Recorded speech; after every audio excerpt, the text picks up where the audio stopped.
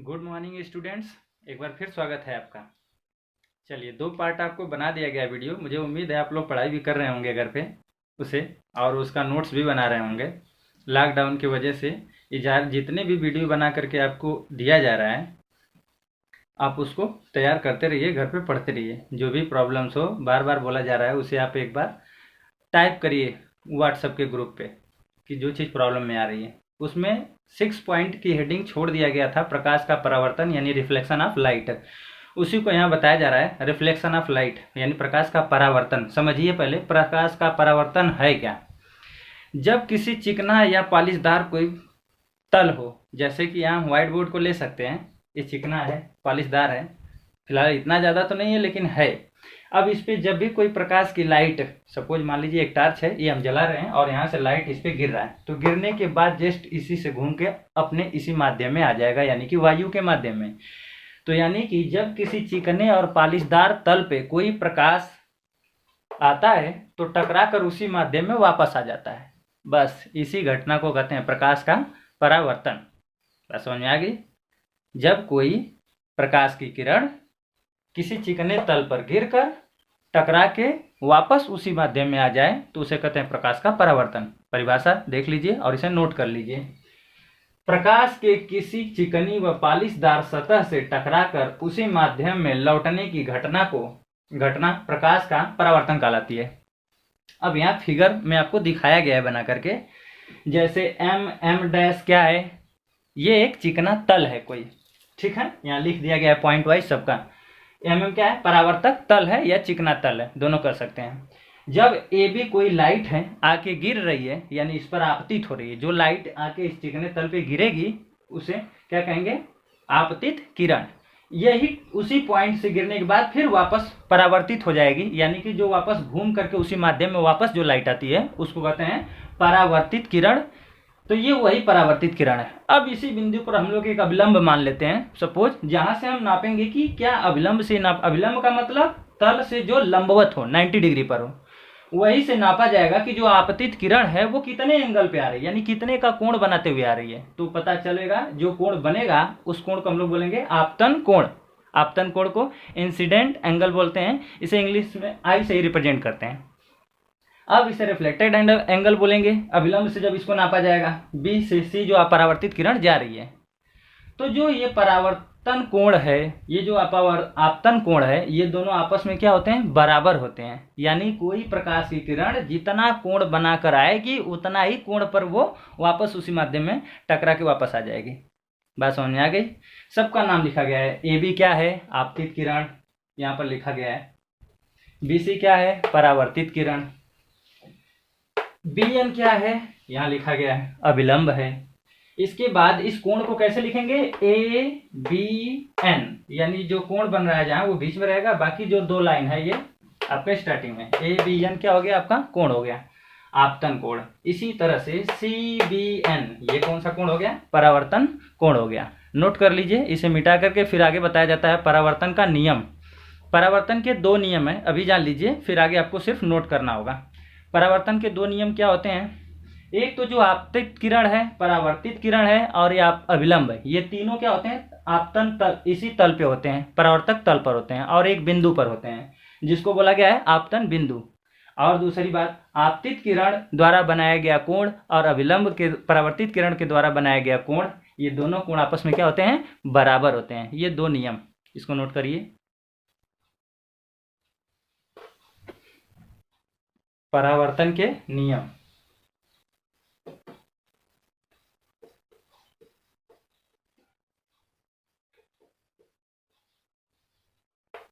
दोनों नियम नोट कर दिया जा रहा है जैसा कि बताया गया। चलिए नोट करिए इसे भी। परावर्तन के नियम बता दिए गया। परावर्तन के दो नियम होते हैं, कौन कौन, आपतित किरण, परावर्तित किरण और आपतन बिंदु पर खींचा गया अभिलंब, ये सब तीनों एक ही तल पे होते हैं, या एक ही समतल पे होते हैं बोलिए, चाहे एक ही तल पे होते हैं। जैसे ये एक तल है तो इसी पर सब होता है। अब दूसरा नियम क्या है, आपतन कोण किससे रिप्रेजेंट किया जाता है, आई से। आपतन कोण आई और परावर्तन कोण को आर से रिप्रेजेंट किया जाता है। परावर्तन कोण आर, ये दोनों क्या होते हैं आपस में, बराबर, ये दोनों आपस में बराबर होते हैं, यानी कोण आई इक्वल टू कोण आर, ये कोण का सिंबल लगाया गया है। दोनों हो गए। अब बात करते हैं परावर्तन के नियम की, प्रकार की। नियम तो हो गया, आपके दो नियम होते हैं परावर्तन के, ये दोनों नियम इंपॉर्टेंट है, इसे याद कर लीजिएगा। परावर्तन के प्रकार, के प्रकार की बात किया जाता है तो वो उसके पृष्ठ पर डिपेंड करता है। तो लिख दिया गया है कि परावर्तक पृष्ठ की प्रकृति के अनुसार, परावर्तक पृष्ठ की प्रकृति के अनुसार दो तरह के होते हैं। कौन कौन? नियमित परावर्तन, अनियमित या विसरित परावर्तन। नियमित को इंग्लिश में बोलते हैं रेगुलर रिफ्लेक्शन, अनियमित मतलब इररेगुलर, या फिर इसको डिफ्यूज्ड भी बोला जाता है, डिफ्यूज रिफ्लेक्शन। अब इनकी परिभाषा सुनिए और आप अपने से लिखिएगा इसे। नियमित परावर्तन क्या बोलेंगे? जब प्रकाश किसी चिकने पालिशदार समतल पृष्ठ पर गिरता है और गिरने के बाद परावर्तित होता है, तो सभी प्रकाश की किरणें जो परावर्तित हो रही हैं और जो आपतित हो रही हैं, अगर इनके बीच का अंतर यानी क्या है? बराबर है। देख लीजिए, ये सब क्या है? आपतित, और ये सब क्या है? परावर्तित। ये समांतर आ रही हैं और एकदम समांतर जा रही हैं, यानी नीचे का जो तल है वो क्या है? प्लेन है, इसलिए इसे बोलेंगे नियमित परावर्तन। लेकिन अगर ये समतल पृष्ठ नहीं होता, खुरदुरा होता, जैसे यहाँ दिखाया गया है टेढ़े मेढ़े यानी जिग जैग, तब अगर समांतर प्रकाश की किरणें गिरती तो ये समांतर परावर्तित नहीं होती हैं, अलग अलग कोण पर परावर्तित होती हैं, इसलिए इसे बोलते हैं अनियमित परावर्तन। देखिए,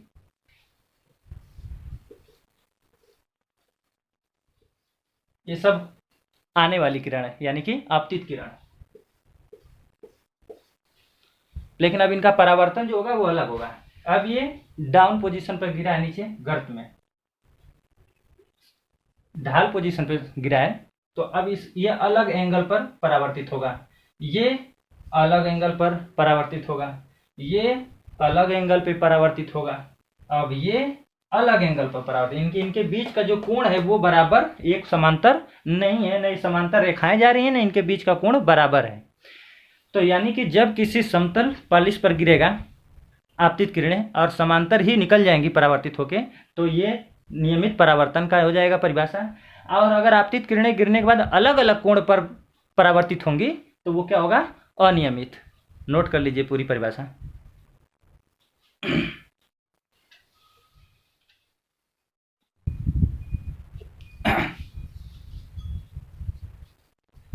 नेक्स्ट हेडिंग, प्रकाश की उत्क्रमणीयता। पहले जानिए प्रकाश की उत्क्रमणीयता क्या होती है। हमने पीछे पढ़ा था प्रकाश का परावर्तन, उसमें बताया गया था जब कोई प्रकाश एक माध्यम से किसी पालिशदार या चिकने तल पर गिरता है तो टकराकर उसी माध्यम में वापस आ जाता है, और इसी घटना को हम लोग कहते हैं प्रकाश का परावर्तन। लेकिन अगर यही घटना अपोजिट हो जाए, कहने का मतलब जो आने वाली किरण है वो परावर्तित किरण हो जाए, और जो परावर्तित किरण है वो अगर आपतित किरण में बदल जाए, तो ये उसी घटना की क्या हो गई? अपोजिट हो गई, उल्टा हो गया प्रकाश के परावर्तन को। उसी को बोला जाता है क्या? प्रकाश की उत्क्रमणीयता। समझिए चित्र से, ये है आपका कोई समतल दर्पण, चिकना दर्पण जिसको कह सकते हैं। अब इस पे एक लाइट आ रही है, सपोज ये ओ क्या है? कोई वस्तु है जहां से प्रकाश आ रहा है और ए बिंदु पर गिर रहा है, ये आपतन बिंदु हो गया। तब अब इसके बाद यहां से क्या हो रहा है? टकरा के वापस जा रहा है पॉइंट बी तक, तो इसका मतलब ये क्या हो गया? परावर्तित किरण। दर्पण जो टकरा जाएगी परावर्तित, जो आ रही है वो आपतित। अब वही सेम टू सेम यहाँ पर भी है, ये क्या है? एम डैश आपका दर्पण हो गया, चिकना कोई तल हो गया। अब इस तल पर ए क्या हो गया? कोई बिंदु हो गया ए। ओ क्या है? कोई वस्तु है। अब यहां से प्रकाश आ रही है, तो आने के लिए ग्राफ क्या होगा? ऐसा एरो, ये आने का। अब ये जा रही है टकरा के, तो क्या होगा? इस तरह हो गया, तो ये परावर्तित हो गई किरण। लेकिन अगर इसी परावर्तित किरण के सामने बी पॉइंट पे हम लोग एक दर्पण लगा दें, मिरर, ये रहा मिरर, कैसे लगाएं? लंबवत 90 डिग्री पे। तब ये टकराने के बाद जब लंबवत कोई रेखा जाएगी, प्रकाश जाएगा, तो टकराकर उसी माध्यम पे वापस आएगा। इसको और विस्तार से आगे पढ़ेंगे अभी। तो ये जो प्रकाश जा रही है ये टकरा के इसी पर फिर क्या हो रही है, वापस आ रही है। तो अभी आ रही है तो आने वाली किरण क्या हो जाएगी, आपतित, यानी ये हो गई आपतित किरण। अब ये आ रही है तो इस बिंदु पर गिरने के बाद अब इधर परावर्तित होगी। तो जब इधर परावर्तित होगी तो ये क्या कहलाएगी, परावर्तित किरण। परावर्तित किरण हो गया। ये डिफिनेशन पढ़िए, वही लिखा गया है। यदि आप परावर्तित किरण को आपतित किरण मान लिया जाए, जैसे परावर्तित है उसको हमने क्या मान लिया, आपतित मान लिया जाए, तो आपतित किरण परावर्तित किरण की तरह व्यवहार करती है। तो देख लीजिए, जो आपतित किरण थी वो कैसी व्यवहार कर रही है, परावर्तित किरण की तरह व्यवहार कर रही है। इस गुण को क्या कहते हैं, प्रकाश की उत्क्रमणीयता कहते हैं। ठीक, नेक्स्ट हेडिंग डालते हैं हम लोग 10वां पॉइंट, प्रतिबिंब। अब प्रतिबिंब देखते हैं क्या होता है। प्रतिबिंब इंग्लिश में बोलते हैं इमेज।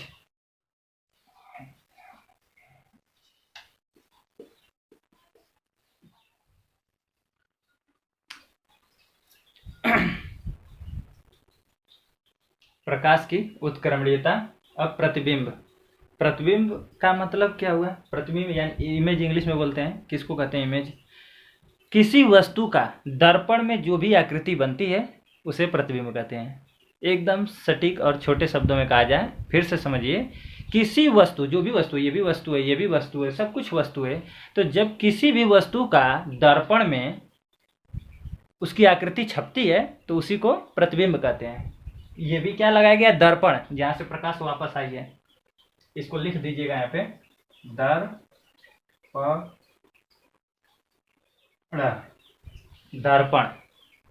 इमेज। अब परिभाषा हो गई। अब ये दो प्रकार का होता है आपका प्रतिबिंब भी। एक होता है रियल इमेज यानी कि वास्तविक प्रतिबिंब, वर्चुअल इमेज यानी आभासी प्रतिबिंब। अब इन दोनों की परिभाषा हम लोग नोट करेंगे। पहले पूरा आप पास बटन दबा के नोट कर लीजिए, इसके बाद आगे बात किया जाए। इन दोनों की परिभाषा अब नोट होगी, क्या होगा, वास्तविक प्रतिबिंब किसको कहते हैं और आभासी प्रतिबिंब किसको कहते हैं। आपको बता दिया गया प्रतिबिंब के बारे में। प्रतिबिंब ये भी बता दिया गया आपका दो प्रकार का होता है, वास्तविक और आभासी। अब दोनों की परिभाषा थोड़ी बड़ी है, लेकिन ध्यान से समझिए तो आसान है, बहुत भारी और कठिन भी नहीं है कि आप नहीं समझ सकते। जब किसी वस्तु या जब किसी बिंदु वस्तु से चलने वाली प्रकाश किरणें परावर्तन के पश्चात किसी दूसरे बिंदु पर वास्तव में मिलती हैं तो इस दूसरे बिंदु पर बने प्रतिबिंब को उस बिंदु वस्तु का वास्तविक प्रतिबिंब कहते हैं। और एक बात और, इसे पर्दे पर प्राप्त किया जा सकता है। लॉन्ग हो गया, इसे समझिए, देखिए कैसे मैं क्या कर रहा हूं। सपोज ये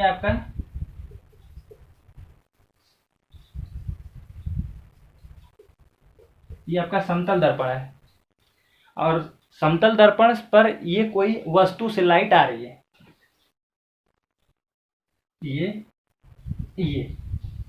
ये कोई लाइट क्या है, आ रही है। तो इधर तो पेंट किया गया है तो लाइट इस बार तो क्रॉस होगी नहीं, यही से इसका क्या हो जाएगा, परावर्तन। तो ये हो गया परावर्तन। इसका भी क्या हो जाएगा, यहाँ से जब प्रकाश की किरण किसी समतल दर्पण पर या चिकने पर्लिस पर आती है तो क्या होता है, उसका परावर्तन हो जाता है। तो इसका भी परावर्तन होगा, देखिए इसका भी परावर्तन हो गया।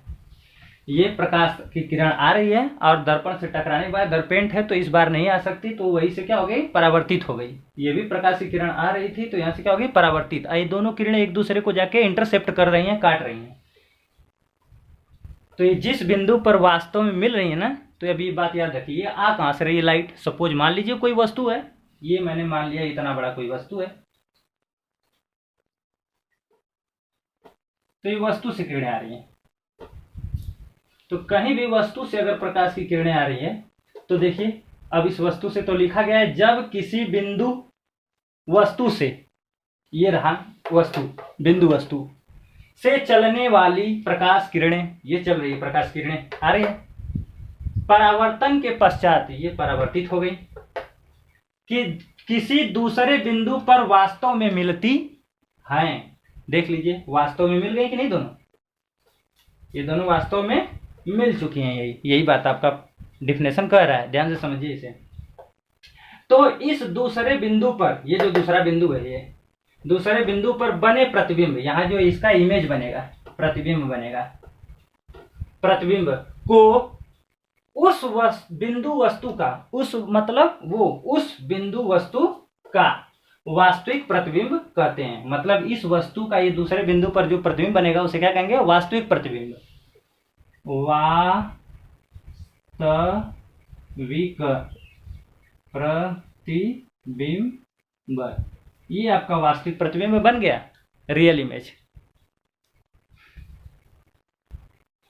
तो परिभाषा आसान है, थोड़ा बड़ा है, ध्यान से पढ़ेंगे आप लोगों को तो आ जाएगा, कुछ नहीं है बहुत बड़ा। जब किसी वस्तु से प्रकाश की किरण दर्पण से टकराती है और उसका परावर्तन होता है, और परावर्तन के बाद जिस बिंदु पर मिलता है, यही दूसरा बिंदु है, तो इस बिंदु पर बना प्रतिबिंब पहले वस्तु का क्या कहलाएगा? वास्तविक प्रतिबिंब कहलाता है। यही परिभाषा है। चलिए अब आभासी प्रतिबिंब की बात कर लेते हैं। तो यहाँ एक आभासी वस्तु भी देख लीजिए। आभासी वस्तु कैसे हो जाएगा? जब ये लाइन इधर क्रॉस नहीं कर रही है, यानी पेंट है, तो भी अगर हम इसे डॉटेड द्वारा बनाते हैं ये, तो यही कहलाएगी, ये जो वस्तु यहाँ पे है ना, वही का कहलाएगा आभासी वस्तु। क्या कहलाएगा? आभासी वस्तु। ये वस्तु है ये वाला, ऐसे भी समझ सकते हैं इधर। चलिए एक और एग्जांपल देखिए, यहाँ पे समझिए। सपोज ये मिरर है, तो ये तो पेंट है, इधर लाइट जाएगी नहीं, और मैं यहाँ एक कैंडल जला रहा हूँ। क्या जला रहा हूँ? कैंडल, मोमबत्ती। अब यहाँ से लाइट क्या होगी? इस दर्पण पे टकराएगी। टकरा कर सपोज मैं यहाँ से देख रहा हूँ इसे, यहाँ से मैं देख रहा हूँ, तो ये हमारी आंख हो गई, आई। तो हमारे आंख पर क्या होगी? ये किरणें जाएंगी, ये रहा, ऐसे और ऐसे। तो इस कैंडल की जो लाइट है हमारे आंख पर जा रही है, तो हम इस कैंडल को, ये कैंडल क्या हो गई? एक वस्तु मान लीजिए हो गई। ये वस्तु को हम देख रहे हैं, कहाँ देख रहे हैं? मिरर में। तो ये वस्तु हमें जस्ट अपोजिट इधर दिखाई देगी, मिरर में। ये सपोज मिरर में मान लीजिए दिख रही है, ये आपकी कैंडल हो गई जो जल रही है। तो यही कहलाएगा इमेज क्या? आभासी प्रतिबिंब।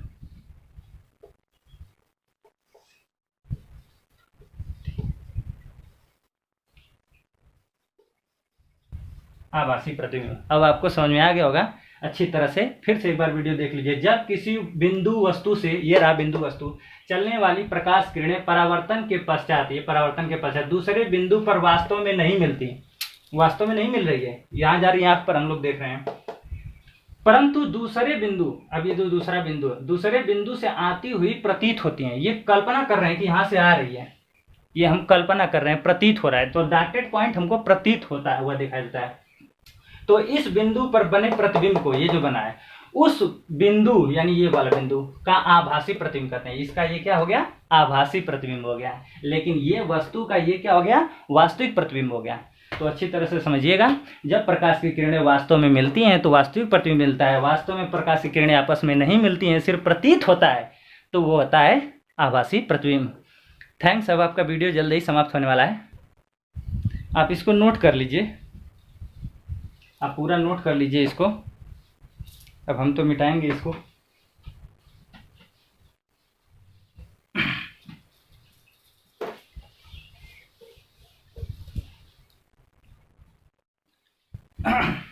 दर्पण, जैसा कि पीछे दिखाया भी गया था, समतल दर्पण।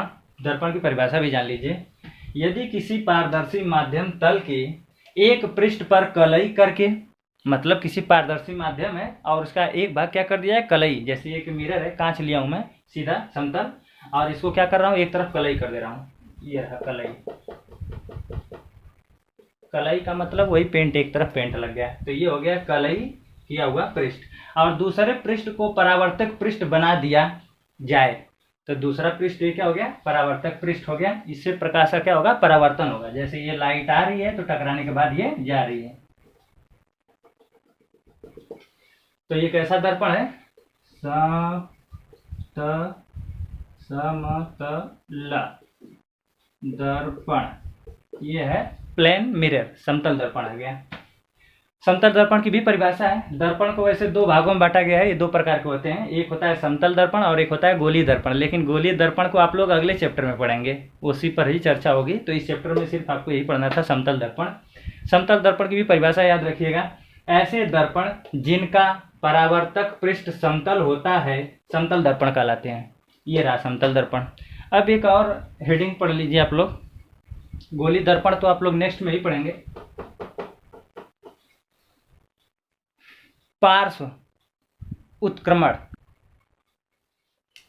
तो इसको नोट कर लीजिए आप लोग। दर्पण भी समतल दर्पण और इसके बाद गोलीय दर्पण। ध्यान दीजिएगा, गोलीय दर्पण में मैंने लिख दिया है कि अगले अध्याय में, इसको आप अगले अध्याय में पढ़ाएंगे, दूसरे चैप्टर में।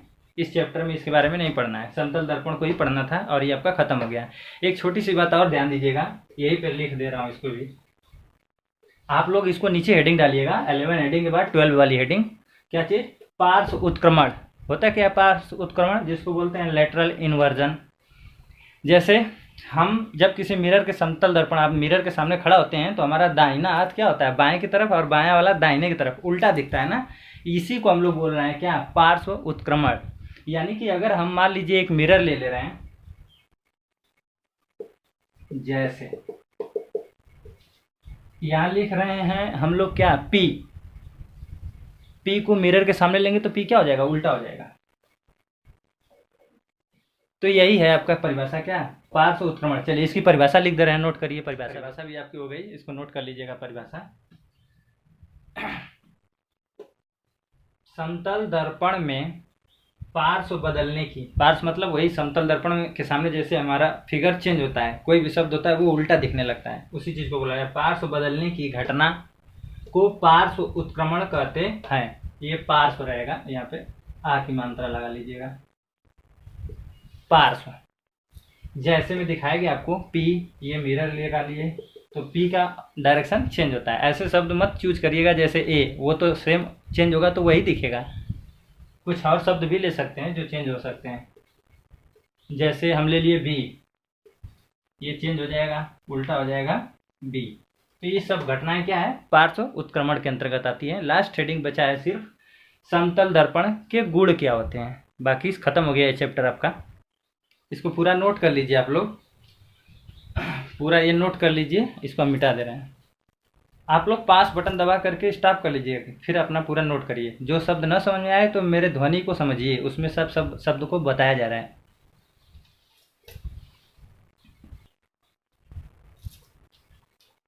तो ये आपका गुण भी हो गया, देख लीजिए।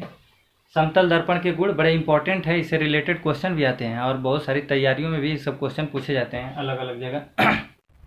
इससे बना प्रतिबिंब सदैव आभासी तथा सीधा होता है। पीछे आपको दिखाया गया था वास्तविक बना करके जो एग्जाम्पल, और आपको समझाने के लिए था। इस बात का विशेष ध्यान दीजिएगा, इससे हमेशा आभासी ही प्रतिबिंब लेकिन बनता है, इसे ध्यान दीजिएगा। पीछे बताया जो गया था, यह दर्पण वस्तु की ऊंचाई का आधा होने पर ही पूर्ण प्रतिबिंब दिखाता है। क्या कह रहा है? इसका मतलब कि वस्तु की जो ऊंचाई होगी उसका दर्पण क्या होना चाहिए? आधा होना चाहिए, तभी तो उसका कंप्लीट पूरा पिक्चर आएगा। इस बात को विशेष ध्यान दीजिएगा, इस पे क्वेश्चन दिया गया है। वस्तु तथा प्रतिबिंब दोनों को मिलाने वाली रेखा समतल दर्पण पर लंब होती है। कह रहा है कि वस्तु और प्रतिबिंब की जो रेखाएं आपस में मिलाती हैं वो समतल दर्पण पर हमेशा लंब होती हैं। दर्पण से वस्तु की जो दूरी होती है और प्रतिबिंब की जो दूरी होती है वो हमेशा बराबर होती है, और वस्तु का जो आकार होगा वही प्रतिबिंब का भी आकार होगा। ये बात ध्यान दीजिएगा। इस पे कुछ क्वेश्चन है, देख लीजिए, मैं पढ़ दे रहा हूँ, ध्यान से सुनिएगा। सवाल है कि 160 मीटर ऊंचाई के मनुष्य, एक मनुष्य की ऊंचाई कितनी है? 160 मीटर। 160 मीटर ऊंचाई का एक मनुष्य का पूर्ण प्रतिबिंब देखने के लिए दर्पण की आवश्यक अधिकतम ऊंचाई होगी। कह रहा है कि जो दर्पण होगा इसकी ऊंचाई कितनी होगी तब इसका पूरा प्रतिबिंब दिखेगा। अभी मैंने यहीं पे बताया हूं कि यह दर्पण वस्तु की ऊंचाई का आधा होने पर ही पूर्ण प्रतिबिंब दिखाता है। यानी कि जो भी मनुष्य की ऊंचाई होगी उसका आधा, तो आधा कर दीजिए 160 का, 80 मीटर। आ गया आंसर। मिरर की ऊंचाई कितनी होनी चाहिए? 80 मीटर होनी चाहिए। अगर मिरर की ऊंचाई 80 मीटर होगी तो इसका कंप्लीट फिगर दिखेगा, ये आंसर।